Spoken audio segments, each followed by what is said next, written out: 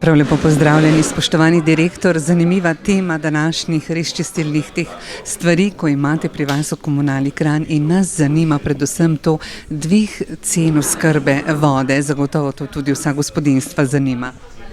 Pravzaprav moram reči, da ne ravno z veseljem naznanjam to dejstvo, da smo primorani v dvig cene oskrbe s pitno vodo iz različnih razlogov, ki izvirajo iz tekočega poslovanja. Tukaj predvsem izpostavljam in na drugi strani pozdravljam investicijsko aktivnost vseh občin, ki na podlagi lastnih vlaganj in nepovratnih sredstev, ki jih pridobivajo na različnih razpisih, zagotavljajo pospešeno obnovo vodovodov v svojih naseljih. S tem pa seveda tudi mi kot upravljalec sledimo tej dinamiki, obnavljamo hišne priključke, menjamo jaške vodomere in seveda s tem smo si nakopali tudi veliko stroškov, ki jih je pa treba v tem trenutku kratkoročno tudi pokriti.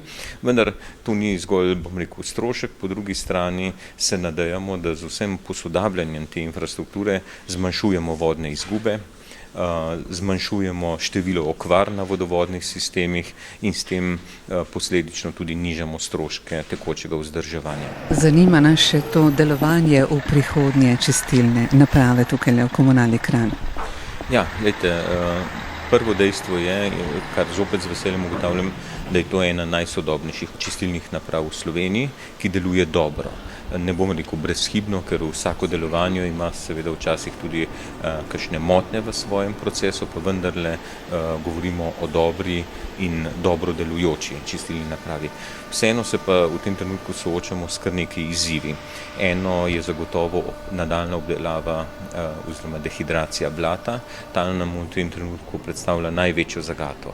Prvič, ker so cene prevzemanje tega blata praktično poskočile za 3-krat v zadnje pol leta, drugič pa zato, ker je zelo težko dobiti prevzemnike tega blata in nam dostikrat te količine tukaj zastajajo, s tem povzročajo seveda dodaten smrad, nesnago in so nam vsem skupaj in okolici breme.